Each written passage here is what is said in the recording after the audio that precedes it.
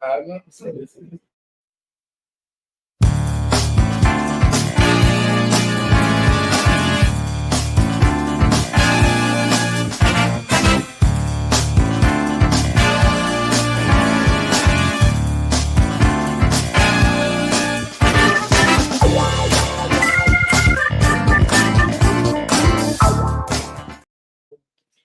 Good morning. Welcome to the Saturday morning edition of Detroit Black and White. I'm Adolph Mongo. We're here at McShane's at Michigan and Trump are starting next week. They're going to be open for breakfast at 7 a.m.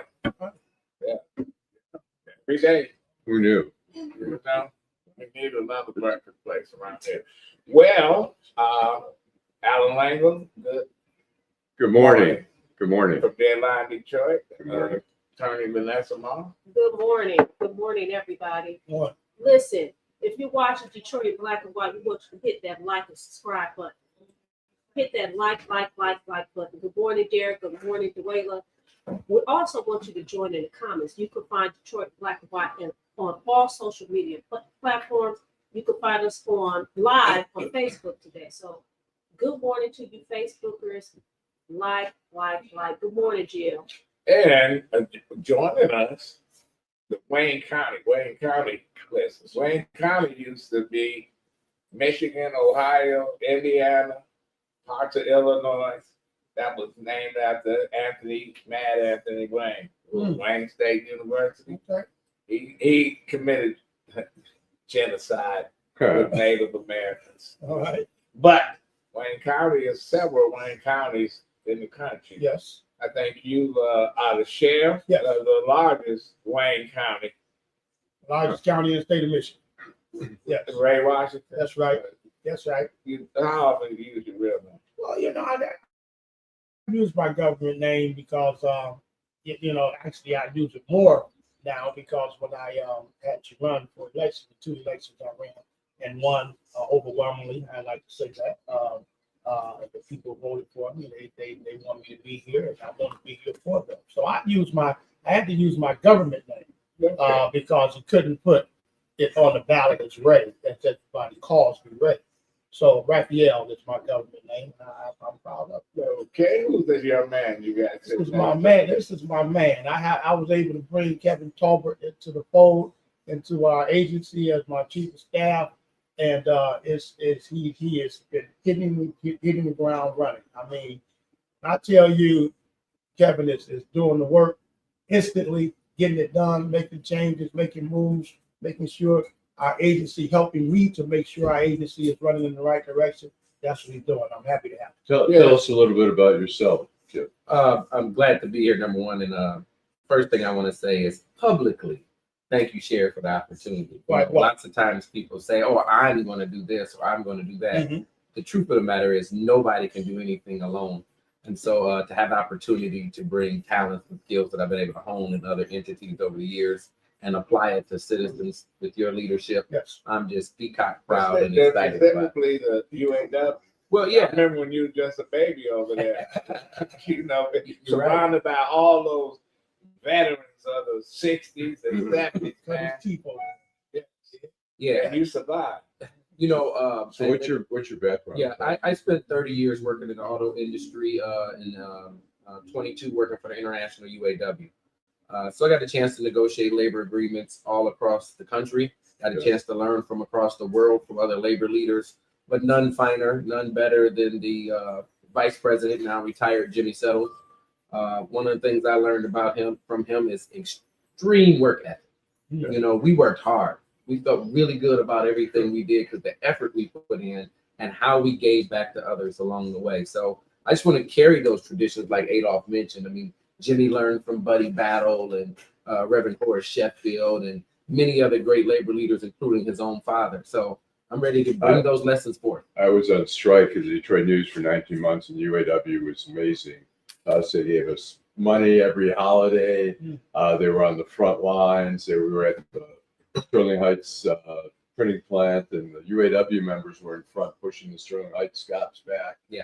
They were trying to spray people with pepper gas and all that stuff. UAW was really a hardcore union. So we Let me appreciate tell you that. the connection of my history to that. And that coming in to the UAW right around that time, and then hearing from Jimmy how it was law enforcement who on both sides we were facing. We faced law enforcement, the Sterling Heights police, who were really trying to attack the strikers, as you know, and really act as that brutal police force that we used to see back in the day, like in the days of organizing union. Right. But then there was also friends on the other police department who worked with us to ensure that we were safe. Detroit That lesson, police. that lesson were stood good. out a lot for us, and we don't forget it. And now I'm getting to do both. Great. Well, what's happening then at the sheriff department? So thanks for asking that. We're doing the work as we've always done. I came in here in 2021 January as the sheriff, talking about how morale, how that has to be a priority among our deputies, and how they treat our resident population, how they interact with each other, serving the public. That was important to me, morale, as well as to make sure that we are working hard to recruit people into our agency, because people had been coming to the sheriff's office, coming to work here and there, but it wasn't really an all-out effort to get people into our agency. I made that my mission, to make sure that we were doing the work, to make sure we let people know, our young people, middle-aged people, that Wayne County Sheriff's Office is silent, and we want them to be a part of law enforcement. And it's been a challenge somewhat, but we stand at it, because our young people have a lot of options. We're probably somewhere now. I think the last one I just heard was about 150 or so, somewhere around it. A lot of that is retention as well, though. We're working very closely with the CEO of the Wayne County, our Wayne County Director, Warren Evans, as our CEO of the county. He's working real hard to make sure that we work together to try to fix retention, because we bringing them in, but on the back end, as they get older and their multiplier is not for retirement, it's not really what they want it to be. They leave and look for other jobs. So you patrol some communities that got little or no law enforcement departments. Sitting some of these little small cities that experiencing financial difficulties, say, you know what? Why don't we just let the sheriff be our main police, law enforcement, and we can use that little money we got to pay them and to do other things. Well, that sounds like a great idea for some that may be struggling.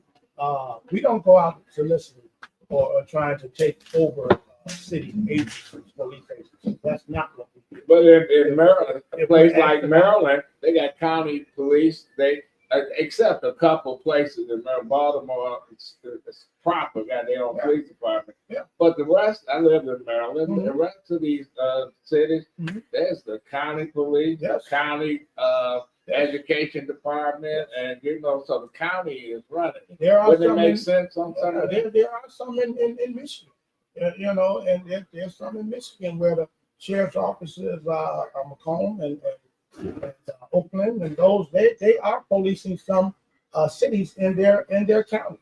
However, 43 cities and townships in Wayne County, they all have a police department, whether it's a 5-member department or a 5,000-member department. They all have a department, a police department, and we're not in the position that we won't be to say, hey, let me take over your police department. They have to come to me and say, hey, would you like to? Can you help us? And we help them.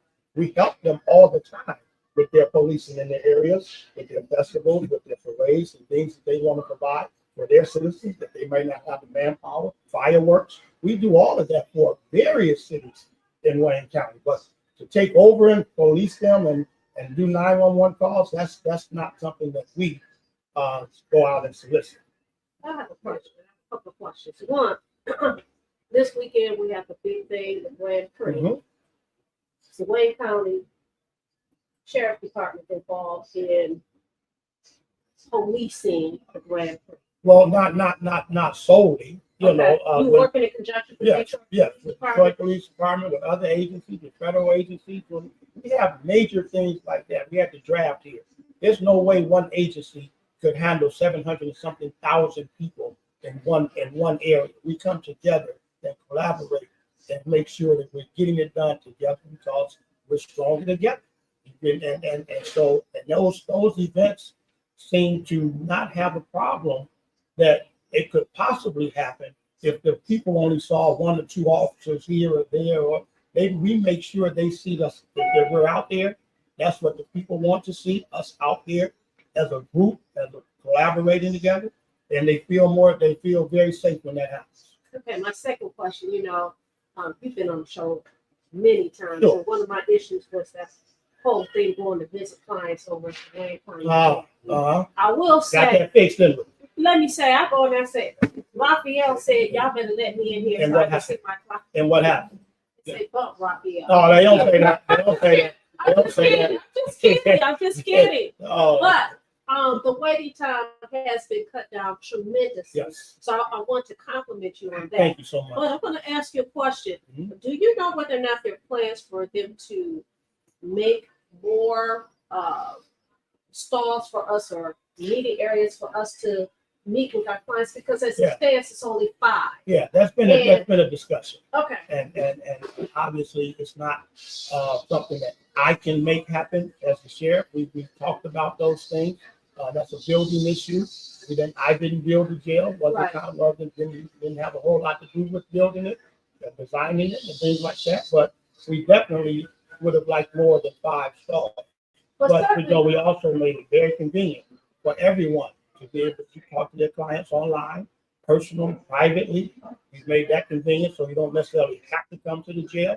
If you can talk to your client, we put them in a place where they can talk to you personally and privately. So there are options as well. We're not just saying 5 stalls and that's all you can do, and it's just going to take you forever to talk to them. So let's be clear. You can't always effectively talk to your clients. Especially when You you have have something like this covered. Yes, Okay, yes, so you have to give them this Yes. stuff. yes. But certainly what I'm implying is that while you didn't build it, Mhm. you are the deputy. I'm the You sheriff. can use, I am you the can sheriff. share, Yes. I'm sorry, thank Yes. you for correcting me, you Yes. are the sheriff. Mhm. You can use your voice. Mhm. It's a bullet pulpit to say, hey, we need more so that these And people we have. can be served. I have. Okay, so I that's all definitely I need, and I Yes. want you to continue to do that. I got a question for Kevin. What chief of staff? Your job.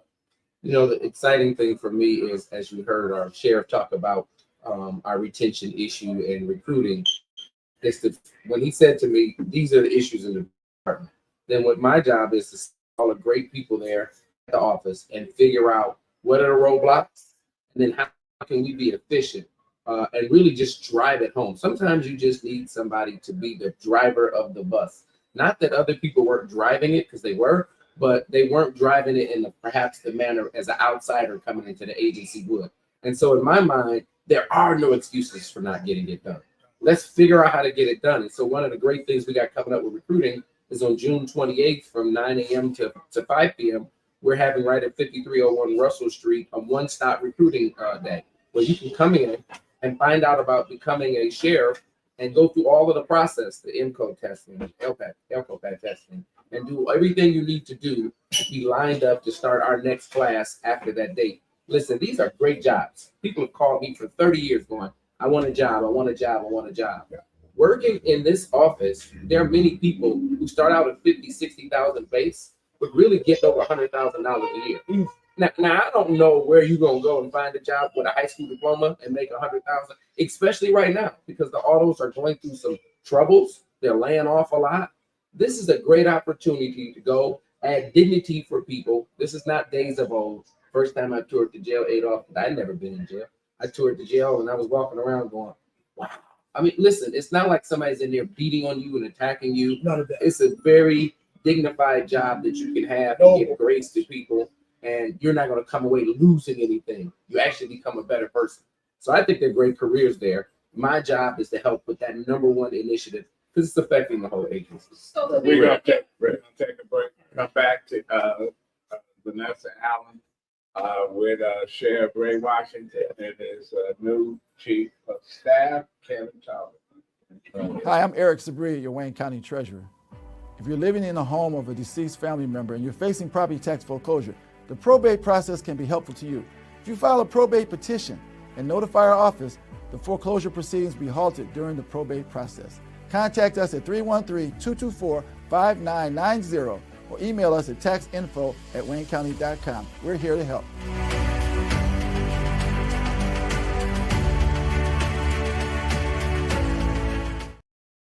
Lawsuit is very We are back. We are back. So let me just ask you real quick, and I know because of the legal restrictions or whatever, you really probably can't say something, but some of the viewers are asking about lawsuits or whatever. Yeah. What do you want to say? I about say that? in government, lawsuits happen. Lawsuits happen. It's not nothing new that people decide, oh, I'm gonna pay $25 to get me a lawyer and start a lawsuit. You know, so I don't, you know, whatever it costs to say, hey, attorney Vanessa, I want you to be my lawyer and I'm gonna file a lawsuit with you. Tell them, all right, give me something to start with. But nevertheless, we don't talk about those because it's under things are under litigation. Okay. And it's again, it's not just me; it's the county that's a part of being attacked with foolishness. I talk to the CEO all the time about that. He said, "Hey, welcome to the club." You know, it's what happens. So We got Jim offline. You want to ask him question? Can you tell our listeners or watchers how your units, like the Marine Division and the jail services, support local police agents? Sure. So, and that's a good question. Thanks for asking. We support local community police agencies with the various things that we have. We have a mounted unit. They love to see the horses come out in their community. We have a Marine unit. We protect and serve the waterway, those that visit the waterways in Wayne County and even outside of Wayne County that need our Marine unit to come out and make sure people are voting properly and having a good time and being safe. We have so many various things that we do to make sure we're helping other agencies be able to do what they need to do. We have a scout program that I'm so proud of. It's called Sheriff's Community Organized Urban Team. It's an acronym, and scout is what we call it. And we go out every Thursday, primarily in Detroit, but that's where large things, there's a lot of certain things happen.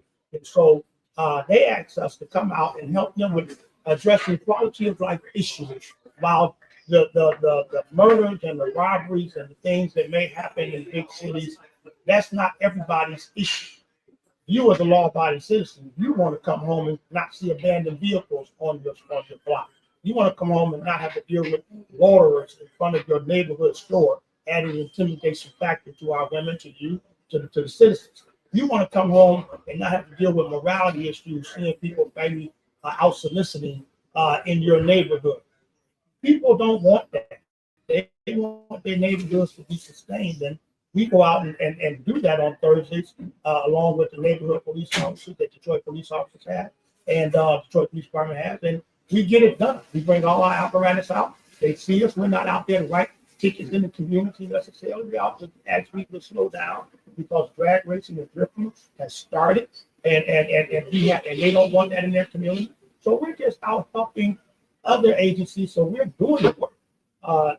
Jails and courts and the parks are the main thing, our mandated things that we have to do. But What percentage is the jail, and then what percentage are the road patrols, the Marines? Mhm. How would you break it? Is it 90% jail? Well, again, yeah, jails, courts, and parks mandated. We have to. So that's your what we mission, do. your main mission. That's what we do. However, when I came in and Napoleon came in, we talked about having grown up in the Detroit Police Department over 20 plus years. I couldn't imagine running a large agency like the Sheriff's Office and not be able to serve the community. I'm all about the community. So that's what we do. We're out. Can I add in? Sure. Thursday night, that scout program, Yeah. we had one of our officers on the way home and saw a car fire and was able to rescue one of the citizens from the car and save their life. Our only regret is we didn't have it on video. Not to brag necessarily over Wayne County Sheriff's Agency, Right. but over the fact that people forget what we do and how people risk their lives to help others. in terms of improvement, there's a young man that I know who works in the building. Mhm. He's a nice young man, and he's really going to play. He has some previous issues. He said he got to clean it up. Mhm. What are you doing in terms of improvement? Because there's people who have passed and they say, hey, I have passed, but I want to start fresh. Are you recruiting those kind of people? And then we have one of our viewers, Karen Winston, says, are you hiring senior citizens too? Because she Absolutely. needs a position. So can you answer that question? Absolutely. You want to let them down. So you want to have good. Thanks for asking that. And we do want to help anyone that wants to be a part of our agency. However, this is a law enforcement agency that's ran or monitored by the Michigan Coalition on Law Enforcement Standards, called MCO. They really manage. They don't manage, but they kind of oversee all police agencies in Michigan. And in Michigan, we would love to have had you. I don't know what kind of issues they have, but if they've had a felony, a major felony arrest, they got through that, a conviction, and they got through that, you still can't be a law enforcement. Even if you had it expunged? In Michigan, that's Okay. correct. In Michigan. What, I don't know how the other. you know, you talked But about. there's other things, they don't follow. Go ahead. There's other things that people come with us, and there's other things that come to us when they come to us, and I've had some misdemeanors, I've had the warrants, I've fixed these kind of things, depends on what the warrants are going and our thing. We will make way for that. It just all has to line up with the standards of Michigan Coalition. When you say a felony conviction, Mhm. are there certain felony Here are. that prevents people from working for the agency? Mhm. Because there may be some felony convictions like, Murder. no, I'm not talking about murder. Okay. Okay, I'm not talking about Okay. murder. I'm not talking about drug trafficking. It could be a DV, a high-end domestic violence. We looked at that very closely. Okay, So that could keep you out, okay. but it could depend on the circumstance. Yeah, and that's really what I was gonna say. Apply, Yeah. find out, Yeah. talk to Said us. apply. Because, Yeah. and that's shareconnect.com. Yes. One of the things that people do is they cancel themselves out. Yes. And we find out there are things that we could do to work with people. Yeah. So come talk to us. And they do. People come in. We've got so many applications in that we're going through and dealing with, and they come from all kind of walks of life. We have to look at those, and we want to look at them and see how we can best help them. And a lot of times we're able to help. So I you- want to ask a question on the drag race. Mhm. I forget. Sure. They say $500 fine. Shouldn't the penalty be different than folks been killing people for the last 40 years. You remember, we old enough. Absolutely. Remember Bomax? Absolutely. Great jazz club. Absolutely. He closed up one night, one of the owners was going home. Mhm. And they doing their thing Doing and their they thing. killed people. You know, and those folks a slap on the wrist. I mean, It shouldn't it be hard to citizens if you don't kill, you know, you it's don't care what misdemeanor. that's the legislation. 30 days. things that- I'm the wrong person to ask. I know, 'cause In you- my capacity. Because you know, I know you go, and it was a mass murder, and they say the best attorney is Vanessa Moss. You be standing right there. You be standing right there trying to get out. You know what I asked the attorney that, how do you defend these things that you know are just hideous and it's just crazy? They said to me, and I'll always just live with that. They said everyone deserves a fair, righteous person to be able to defend them about whatever they're accused of doing, because they had been convicted. Well, people ask me why. People ask me why representing certain folks. Yeah, why? You know, why? You know they're the devil. You know they're the The devil. check, baby. The check. Let me go through some of the people that have logged up as one. Then we go to you, Allan. Dave, ATF Media, some of them have questions.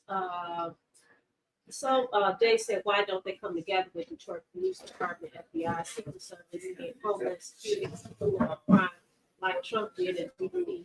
It makes no sense to have all these agencies. We also have, scroll up.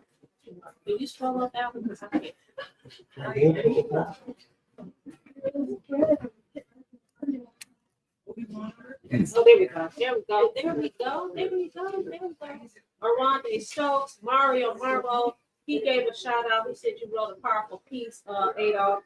Talk about that piece that was in Dead by Detroit. We also have Timothy Squire Bay. We have Bridget Huff. We have Charles Styles by Miles Clothing Store. We also have Dale Bird, Dean, Scorby 13, Sam, Jill, Derek Henry. Good morning. Thank you for watching Detroit Black and White. Thank you for your comment. We just want to acknowledge your comments. And if you guys want to answer some of these questions that's coming up, you're more than welcome to do so. Go ahead, Allan. I was going to ask you, do you have law enforcement background, or is this your first? I did a rally for Trayvon Martin. He was unfortunately killed by not a police agency, of course, but by George Floyd. No. George Zimmerman. George Zimmerman. Yeah. And so this was, I believe, 2012, 2013, around there. And then Sheriff Benny Napoleon said, "Great speech, young man, great rally." We had a lot of people turn out for it. He said, "But I want you the next time you give a rally to know a little bit more about the other side. Why don't you join our reserve ranks?"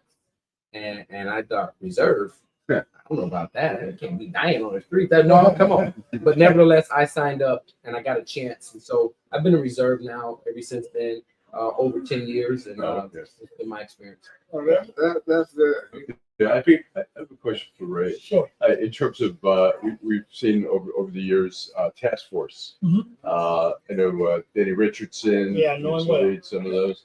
Ira Todd was part of some of I these used to work, task. I worked right there with both of There them. was some I of worked these there task all, force. I taught Irish Todd, all police didn't know. I will watch He's at it, both. Are you part of the? Are you still part Yeah, of the no, lot we- of we- task force? Yes, we are. We are, our agency is part of. Which several ones? task Which ones? We have officers, deputies that work with the marshals on their task force. We have deputies, Fugitive yes, task force. fugitive task force. We have officers that work, what we call a fast lane, fugitive apprehension team, where it's combined with Detroit Police Department, the BCRI lifetime reduction initiative that we work with Detroit Police Department, going out giving those who are wanted in Wayne County, felony warrants in Wayne County. And that's a huge, Are there a lot? Are there? There's more than it should be, and the task force is locking them up, arresting them daily. So they need to be back in court and not evading court because they have felony warrants. So Right. we're part of task force to get it done. So Mike Beckett said, good job, Sheriff. Thank you. G-Money Hollywood says, why is it such a push for new hires? Is it due to retirement or is it the morale law and officers are quitting? What is the succession plan after 3 years in an entry level role? No, so that's a good question. So there's several reasons why hiring is a challenge. Hiring in law enforcement is a challenge throughout the United States of America. I need people to understand that. We highlight it because obviously it's us, but the overwhelming theme in our law enforcement conferences across America is recruiting and retention. Period. All over. Our young people, they're just not interested in being in law enforcement in the numbers that we were back in the 60s and 70s. Because Because they have other options. They have, wasn't here. yes, you was in school with me. You know, police and fire Yeah. used to go into the schools, We do still. and Christmas time they Yeah. had, you can buy a fire truck or a police outfit, Yes. and all that.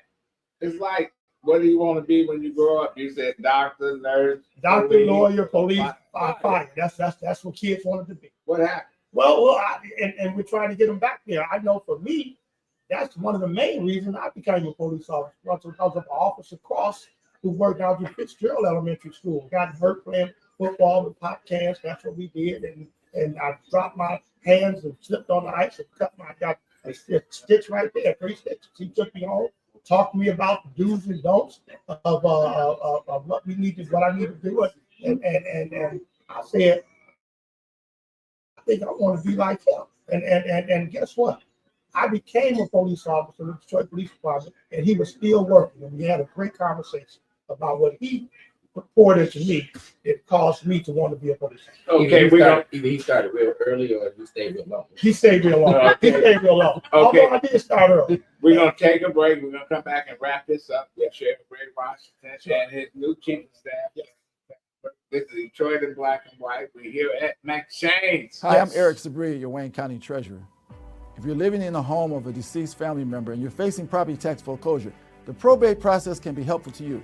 If you file a probate petition and notify our office, the foreclosure proceedings will be halted during the probate process. Contact us at 313-224-5990 or email us at taxinfo@waynecounty.com. We're here to help.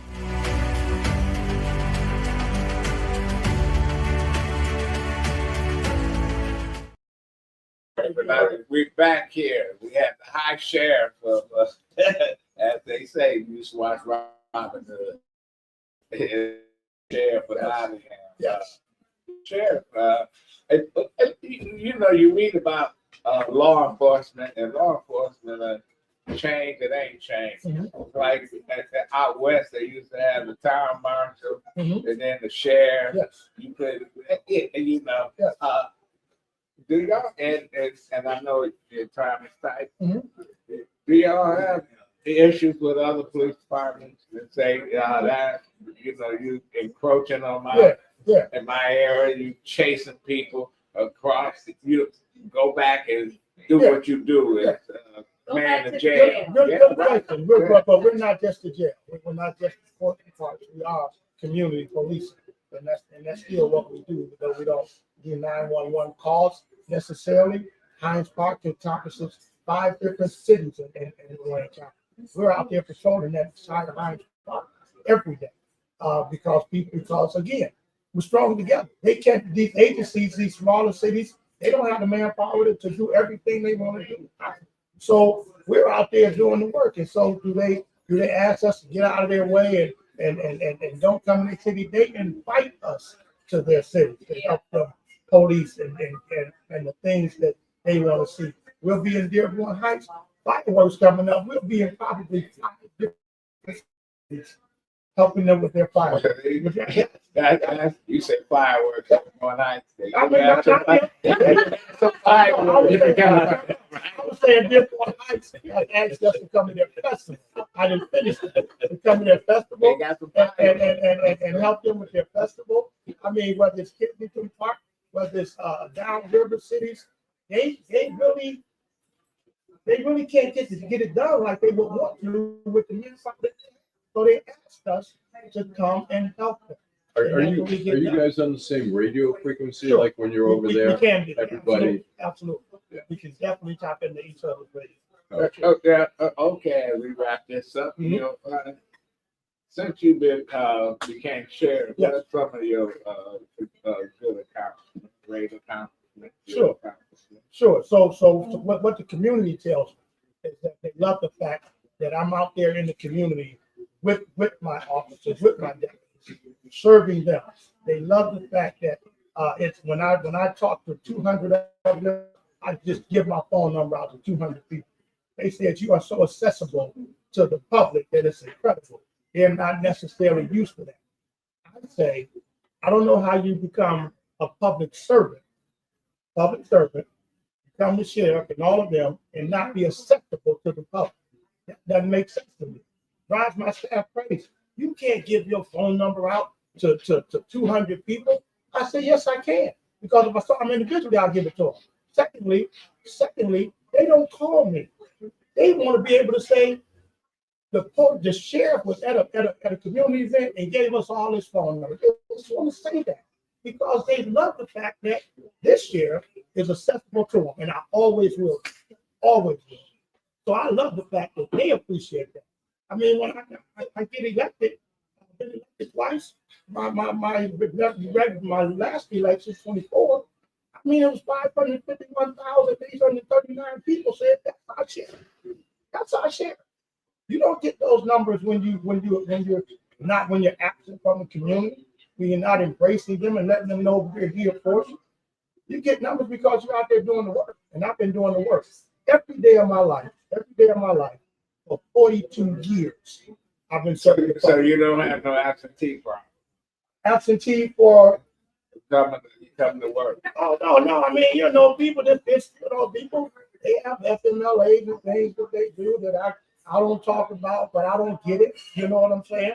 Thank God I've never had to be on FMLA, and take off and not be it. I don't. You ain't call in to no important meetings and No. say you was out of town. Never, You at the ever. hospital. Never, You was ever. at home watching Never, One ever. Life to Live. I want to be at work.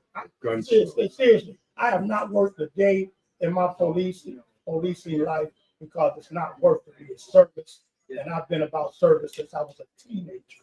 So this is how we look. They used to have to make us as young people in the police department take vacation. You have to take a vacation. No, I don't want to take a vacation. Yeah, we have to take a vacation. We call it our partner. What y'all did tonight? Did y'all chase someone? Did someone shoot at you? Did something? They just want to be out here serving the people. And Is, that's all is your image in the community, do you see it as any different than the Detroit police? When people see the sheriff, they see a distinction there? Yeah, well, they see a difference. And that is not that this one is better than the other. They just love the fact that it's not just the Detroit Police Department, it's not just Hampton, it's not just Trenton, it's not just the various cities that we help with. It's just us together. And they love to see policing working together, and they tell us that. So we take our apparatus out to these cities. I just want to make a comment because I know you got to go. The first time I met you in person, I don't remember, a couple of years ago in Houston. We were At the right. Yes. And so we met, and you said, "Oh, I could tell you didn't vote for me." I said, "You're absolutely correct. That's right. I did not." That's right. But You since couldn't then, wait till the next election. The first one.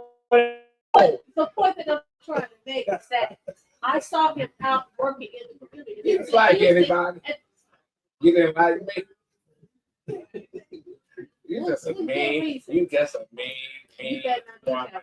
Okay, I thought you was gonna use that Yeah, other yeah, word. good. I want to hear that. So, But what is said to me is that, oh, okay, he's actually out here doing work. You're at a conference Yes. for kids Yes. that use substances, Mhm. be it drugs, be it Especially alcohol, for- especially yeah. for conference. Yeah. And I was like, okay. And then thereafter, I kept seeing you out, Mhm. and basically, you are. I appreciate that. Coming from an attorney, I appreciate that. Well, You know what I'm saying? well, Sheriff Ray Washington. Washington. Yes, sir. You didn't change your name to Ted. You like None of that. None of that. No. Ted Cruz. None of that. He None didn't of like Raphael. That was his name? Yeah. I didn't know that. He changed it legally. Really? He just wanted to fit in. You know. Well, probably because she's Raphael. When I had to say that in school as a second grader, and things the teachers couldn't even say Raphael. Well, That name was unheard. you know, I hated my name. You know, I said when I got 18, I'm changing this shit. But you I learned how to embrace There it. you go. There you go. There you go. Particularly shit. going to a Jewish school. Yeah. The Teenage Mutant Ninja Turtles came out, and that's when Raphael became very popular. Yeah. We want to thank the sheriff, Ray Washington. Yeah. My Good man. to see you, man. Good to be But you also is the chair of what? the 12th Congressional District Yes. Democrats. Yeah. Yeah. You got that woman over there, man. I could slap the hell out of her. Yeah. You know who I'm talking about. His Congresswoman. Oh. over there. His Congresswoman over there. But that's another show. You ought to invite her, and I'll come back to She's you. not gonna say. But he'll come back and speak as the 12th district As the 12th. chairperson, not sheriff. Yeah. I'm just gonna come in here. Congresswoman speak. Oh, there you go. Yeah, this is Adolph Mongo. I'm thanking the sheriff and the chief of staff. We're gonna take a break and we're gonna come up. We got some Detroit candidates that we're gonna be interviewing. All right. Thank you. I might stay around for that. All right. Yes, thank you, Adolph. I appreciate it. Allan, y'all, I appreciate you. Appreciate having Our you. friend. Hi, I'm Eric Sabri, your Wayne County Treasurer. If you're living in the home of a deceased family member and you're facing property tax foreclosure, the probate process can be helpful to you. If you file a probate petition and notify our office, the foreclosure proceedings will be halted during the probate process. Contact us at 313-224-5990 or email us at taxinfo@waynecounty.com. We're here to help.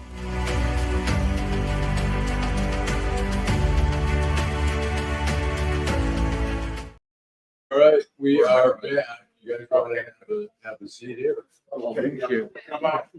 All right. Follow Thanks. the mayor candidate. Oh, there we are. Okay, we are back on the air. How you doing? Go ahead now. Absolutely. Absolutely. Okay, Yes, sir. so we've got two powerhouses here. Come on. John Barlow. We'll figure it out. Okay. We've got Whitney Clarke, who is running in the fifth. Is it the fifth? Yes, sir. Yes, sir. Fifth district. Now, are you on the ballot or are you a write-in? I am a write-in candidate for District 5 here in City Council. What? We're actually technically still in the process. I technically still have an appeal that I'm going through right now. And we're trying to get to the bottom of it, quite frankly.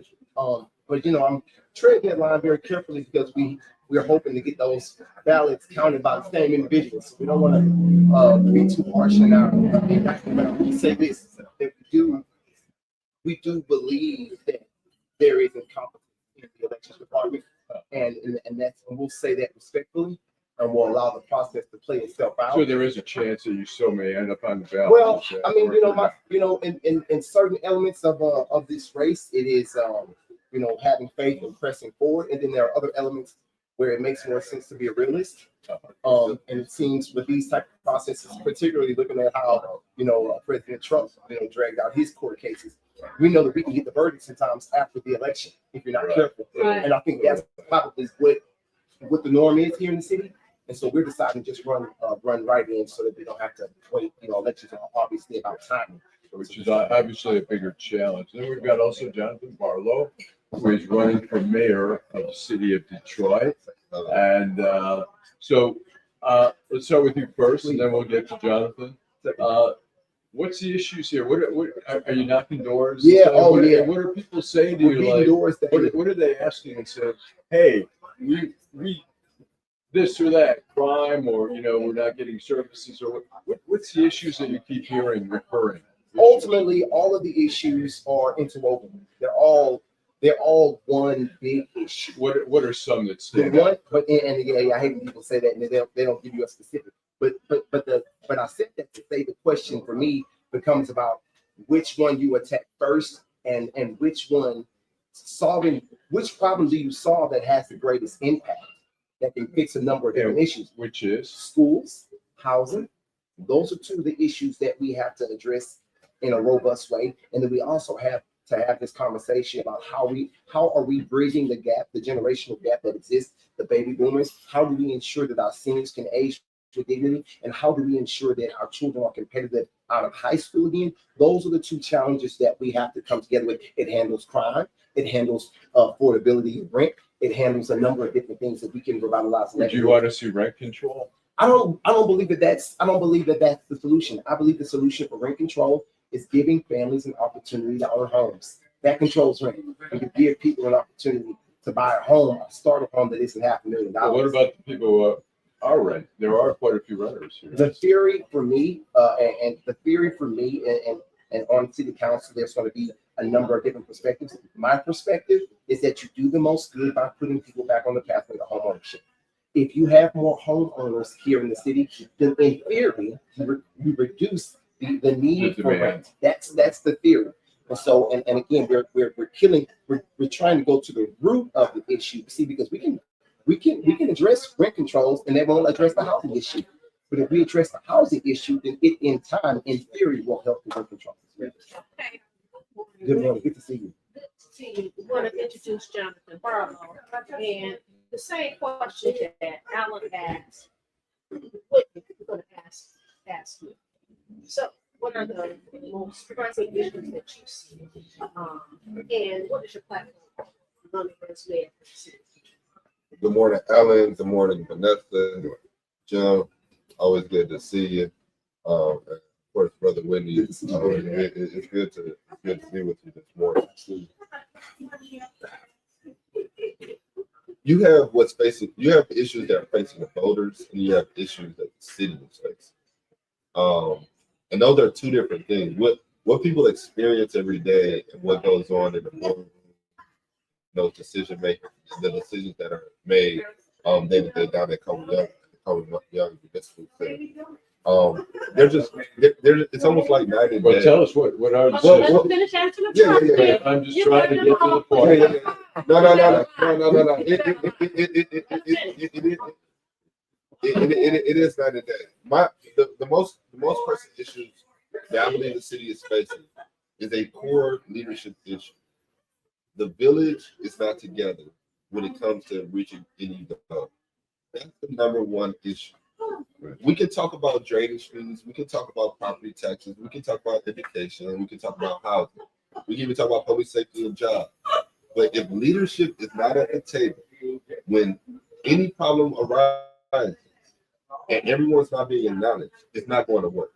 It's just not going to work. But the most pressing issue is filling the gaps on this budget. We're going to lose a grave amount of resources in this upcoming year while we're trying to keep our dollars supplying.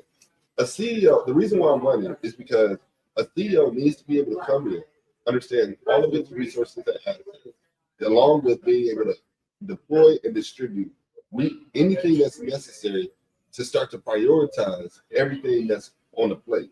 And the reason why I say it in that very general sense is, when I changed legislation back in 2017, I came into a problem in which the city did not even assess or do any analysis on how legacy Detroiters have prime real estate in the city. That's a misstep on the city's part to not only protecting its Detroiters, but also creating generational wealth and circulating wealth here. We're continuing to lose money and create $1 million apartments, getting $1,000 results. That's why I'm running for mayor of the city of Detroit. Can I jump in really quick? Yeah, go ahead. Because, this is the beautiful yin and yang to the mayoral race and the city council race. They almost get the benefit of talking about philosophy and vision, and that's fine. We get to talk about the details. How do you bring the mayor's vision to fruition? We do that with deregulation. We're going to do that. What you got there, Ms. Vanessa? I know she's reading the comment. And when you say deregulation, Well, there are a couple of areas that we can target specifically. We're going to beat this drum. It's going to be housing. We're going to have different forms of housing here in the city. We got shipping containers. We got cement homes. It's time for us to make a bet on these homes. We need to also systematically reduce the amount of corporate ownership in single-family homes. You've got realty. You've got people in different parts of the world who own a portion of a home. That means that they don't have to foot the bill when it comes to maintenance. We have to use the regulatory state that we do have to drive those individuals systematically out of the city. We also can talk in a more robust way, bridging the gap with education.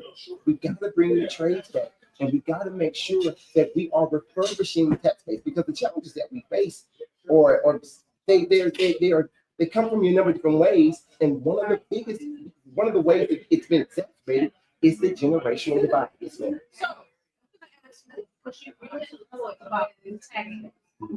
Listen, the tax base has quite frankly been eroded. Yes. Okay. And when you don't have housing, when you don't have people home ownership, listen, that's the majority of your tax base. Jonathan, what do you say about that? Because one of the things that I hear some of the candidates talking about is housing and the lack thereof. What we do have in the city of Detroit is a whole lot of land. Yes. We've had a lot of homes demolished. We have a lot of vacant lots. We have blocks, right? When you agree, Allan, where it's only 1 or 2 houses sitting on the block. Everywhere. What what would be your plan for? I'm talking to Jonathan now. Jonathan, what would be your plan, or what is your vision in terms of housing? Not only making it affordable, making it available, because there's a lack of housing. Okay, because we have a lot of lots. Yeah. So what you mean? I think Brother Whitney hit on this a little bit earlier. My vision, based off of my platform and every flyer that's gone out there, is for every family to have a home. Now, we have to be very careful about not confusing a home with a house. Everybody needs a home. Everybody can't necessarily take care of a house. Right. Two different things. And so I'm totally optimistic about two specific things. One, being able to bring Detroit workers, employees. The city of Detroit is one of the biggest employers that the city has. And being able to bring those employees, these firefighters, but also including in that teachers and other service workers that we have, whether it's in our hospitals or otherwise. I think everybody who can have a stake in Detroit deserves to be incentivized for doing it. Now, secondly, with affordable housing and housing, we can't put new families at home without dealing with the fact that legacy Detroiters are being pushed out of their homes. First of all, we got to deal with the $600 million that was overtaxed and get that back to the city, and get that back to them, to make sure that they get what they've already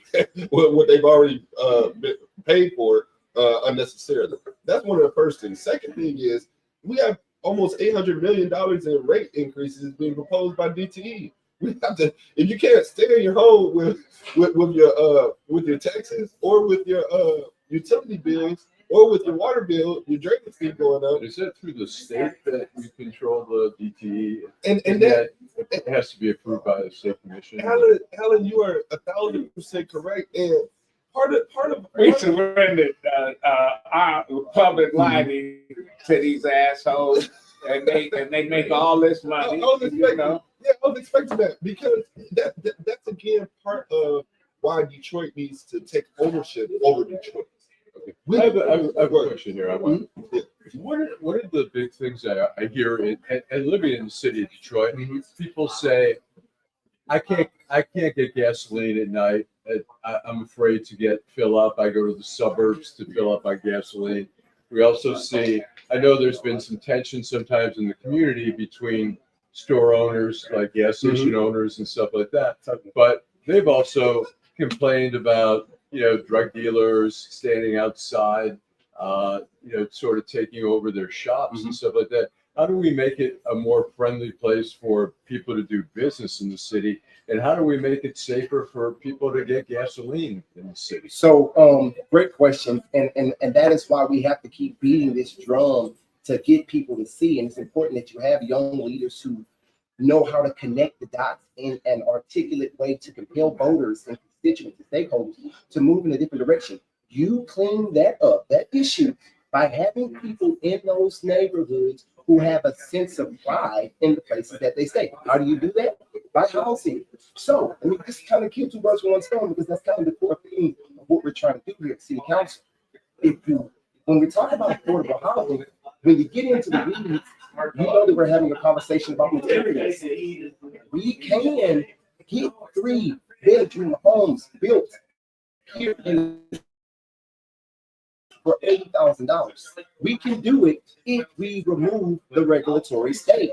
Okay, but let me interrupt you by saying, it's a long-term, it sounds like long-term housing and stuff like that builds up the neighborhood and stuff. What do we do in the short term where I got to wait 5 years before I decide where I can finally go to a gas station on Woodward and Claremont or whatever? I think it's important that we put this out here. It's like, how long did it take us to get here? But there's a long term and there's a short term. And we do have a short term. We do have a short term solution. I think that just comes from putting your boots on the ground and getting invested in the community. But I'll turn it over here. But I want to say that housing and schools and creating pride and giving ownership in the communities that people live in is one of the core tenets when we begin to talk about. Because we understand that the best policing is what? Neighborhood policing. People that neighbors understand this. So we have to do the structural work that builds pride in our neighborhoods again, and it's not a short path, and so we do have to work on both ends. But we're thinking more the long game. Brother Allan, did you just? I want to make sure I connected the 2 points. You said about policing or public safety around gas stations and loitering in the neighborhood. Well, I think that's an issue, and I think It's a it's symptom. It's not an well, issue, it's a well, symptom. well, it's both. It's like, well, in the meantime, are you going to go to certain neighborhoods and fill up and say it's 10 o'clock, you're coming home from a party or something? You go, oh, we need gas, I'm going to pull in here. You're going to go, yeah, But I maybe. think that we waste a good amount of our efforts and resources, brother, whenever we're focusing on that. That is a symptom of a community. Go ahead. Yeah. Let me be clear. Anytime you see loitering outside a gas station, it's normally because of a lack of drug enforcement. It's Like a a condition lack of of, the community. it's a lack of time. They don't believe in the Lord. They're not there for their health. They're there either looking for a day job, or they're looking to hopefully get charity or something of that nature. Or opportunity, or they're making it, or they're making the opportunity. But to your point about public safety across the board, along with how we're just approaching creating the right type of environment for business to thrive, for residents to thrive, the whole nine. If we're not creating new family spaces, and if we're not designing our communities in order for information to flow very fluid, it takes a leader in the office to create these short-term plans for. We're in a crisis. Let's be real about it. We're in a crisis. We're not acting like it because we're numb to it. Yeah. But we're in a crisis and we're not responding as such. If the sky was falling, everybody would be coming together trying to figure out what's going on. But we're not doing that. And so the only thing I can suggest to that, Allan, is between the arguments that I'm having over at PUD Park between community and pound team, between there was another incident on the community over at Jameson. They're trying to get things together. Our community organizations are in disarray, and when we tout, we have 600 community block clubs, and they're all producing 10% of their potential. That's one of the issues right there. And of course, systemic issues, back to your initial question. So again, it comes down to the village approach, having a leader in there who's brought leaders together, and that can go. And but you know who utilized the block clubs, and they've been done since when they was burning the city down on Devil's Night and all this other stuff. Coke and the schoolgirl rapes back in the 80s and the 90s. Coleman Young knew how to organize these block clubs. And unfortunately, when Dennis Archer came aboard, he like, fuck Coleman Young. I don't need to do none of that shit. And it boom. So listen, if it ain't broke, you don't fix it. But as we wrap this show up, Mr. Barlow, you come from a family that's been fighters, that's been on the forefront. Your grandfather, he was a bad dude. Nobody messed with him, and I like your enthusiasm. You're smart, etc. We need you, Mr. Clarke. Same way here. Young folks, this y'all said it. 10 years from now, 15 years from now, I won't be here. And you're gonna be here, or somebody else, your contemporary is gonna be here. Either you're gonna take control of this, or you're not. And I gotta drop this point home. That what he's saying is the point. We're going to be here in the long term, so we have the luxury and responsibility to think long term. Right. And so we've got to. Yeah, why, as I end this, why you didn't make the ballot? Why should I write you in? Well, because Coleman Young wasn't Coleman Young when he was Coleman Young. He was Coleman Young when we had time to assess his willingness to draw a line in the sand. And what I'm saying with respect to his great legacy is that it is time for us to have young leadership who will draw a line in the sand and who will bet on our people in a way that compels us to ignite our imagination and build our own homes, build our own grocery stores, and rebuild communities. And the next time you run and want to put your name on the ballot, call me, please. Yeah, certainly. So I can work with you, Please. Mr. Barlow. Why should the folks check your name in the August primary and not these other so-called contenders and the leaders of the pack? Because I'm looking at this race and said, it's anybody's game. It You is. know, anybody, it can come out of nowhere. Yeah. Listen, and I'll let you talk. Back in 1960, there was a guy, 30 years old, used to go down right there, PJ Loggers, and the old Irish gang, the political folks that ran Detroit, they liked him, you know. Name was Jerome Kavanaugh. And they said, you should run for mayor. Now, and Trench was a big city mayor, made backroom deals. And nobody was going to beat him. He was kicking black folks' ass and doing all kinds of stuff. He went home, his father, factory worker. He said, I think I'm running for mayor. Father thought he was joking. He said, no, why don't you run for city council? He said, no, I'm going to run for mayor. They didn't even campaign against him. But he finished a distant second, and it was everybody assumed he was going to just get his butt kicked in the general. Yes, he mobilized the black community and the liberals and the moderates and stuff. And he pulled the biggest upset in Detroit history. Jerome Kavanaugh became, at that time, the youngest mayor. So I tell people that Duggan can win on a fucking write-in saying that 80% of the people in Detroit is illiterate. Somehow they found out to spell his name and shit. I think that this race, that somebody could, in the next 2 months, June 1st is tomorrow. You got 2 months to convince folks to vote for you. Here we are. Why should I vote for you? First of all, just thank you all for having me today. I'm ready to turn that corner. I was being nice and very and playing the political platitude for the first part of this election. But now I'm a totally different character right now. What you see and what you hear on these forums and on this podcast is totally authentic. It's totally genuine. This is what you get here and every other day. And what Detroiters will understand over these next 60 days as they make their decision, probably in the next 30%, is that when you get a leader like myself, Absentees. When you get a leader like myself, not only do you position yourself for the future, but you actually bring in a leader that can acknowledge and see everyone that should and could be at the table. This is what told me that I was doing the right thing.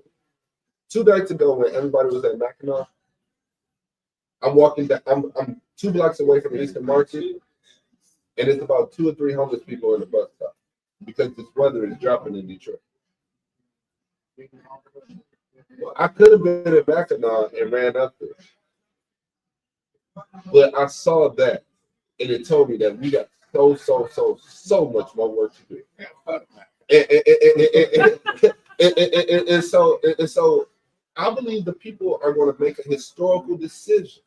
I believe they're going to change the course of history right now by electing someone like myself, which is But you know, and we're gonna end it. Yes. But you know, you got to get your message out. I'll go to you for one last, Allan. I want to say one thing. Whitney, I hope you misunderstand what I'm saying, but we need people with vision, and you and both you guys present a vision, but there's also, and that's the long game. But there's the short game where we have to have a city that, Guy Gordon once said to me when I wrote about cars being stolen here in Corktown, he said, Allan, do we have suburban expectations? And I said, we should be living the same safe life where I go to a restaurant, I come out and my car's there. You should have been a fit. Yeah, and I said, we should have the same expectations. So when I'm saying filling up the gas station, going to a gas station, short term, I can't wait 3 years or 5 years. And you can't count on the green light either. Right. Don't skin your vision, but you dismiss that. You have systems to avoid that. It's a matter of the willpower to the people that you select. We're gonna have to cut it short. We're gonna have to cut it short. Whitney Clarke, you know what? He got a lovely family. I like what you bring your I family. appreciate it. I really do. You start them at an early That's it. That's it. So that my son can run having done nothing. That's what I want him to be able to do. Run on my name like some of these candidates are doing now. I like that. Somebody's gonna do it. Jonathan Barlow. You have to tell people you're not John Barlow. I know a John. Well, on the ballot, it's gonna be John Barlow. On the ballot, it's actually gonna be John Barlow. I know a John Barlow. Yeah, it's actually John Barlow. You know what I think of him. Anyway, Yeah, it's actually gonna be John Barlow on the ballot. that's the mark. Thank you. Your final thoughts. Listen, my final thought is I want to thank each and every guest that has been here today on Detroit Black and White, but I especially want to thank each and every person that's watching Detroit Black and White and making comments. I'm going to encourage you to watch Detroit Black and White, hit that like button. But I'm also going to encourage our kids to go back and watch the show and look at the comments so that you can answer some of those questions because we have such a short window of time. And hopefully we'll see you guys again. Whitney comes regularly. Yeah, and I like it. Okay. I want to shout out to Dave here. Okay. Yeah, shout out to the man. He beat us. Thanks for that. Yeah. He beat us another time. Allan Lengel, your final thought. No, I'm just, I appreciate the ideas. I mean, we have to make a city that is livable at every end of the city, not just downtown, not midtown. That I can go to any part of the city and get gasoline or stop in a store, or whatever, go shopping, and not have to look over my shoulder, go to a restaurant at night and make. But Allan, Yeah. and I'm gonna say this. Other places. You can, and listen, I can go into Southfield or West Bloomfield. There's a mother, asshole waiting on me at a certain time. And I'm not talking about, but I understand what you're saying. But the odds. But the odds, but it's still the same. Crime is everywhere. You know what? Detroit is the living room of the state of Michigan. And Let me say this, though. Go ahead. We started a Safe Nights One Vibe campaign. If you go to onevibe.org, you will see that we just started that for that mere purpose. I had 3 young ladies ask me downtown last night, can I use my hotspot for an Uber? It's just we need to have we had a candidate one time that ran for city council. His name was T. Farrell Mohammed. Yep, And he said we need to. There's only 2 states that got full service gas stations where you have to have somebody. That's Oregon and New Jersey. He said we need to bring this to Detroit. And you know what? People was beating up on it. Man, I said. I love that. And that's the interaction. T. Farrell Mohammed. We can let the city employees do it because the city of government is the biggest employer in the city and they don't work effectively. If we get elected, you guys are going to go to work. Okay, we'll be back on Wednesday. Thank everybody. Ray Washington, Kevin Tolbert, Kevin Powell, Miss Sheila, Karen Winston, G Money, Oliver. Yes. Cash. Okay. And we'll be back on Wednesday. Jim. Jim not going. The I'm gonna get y'all some time so y'all can have it.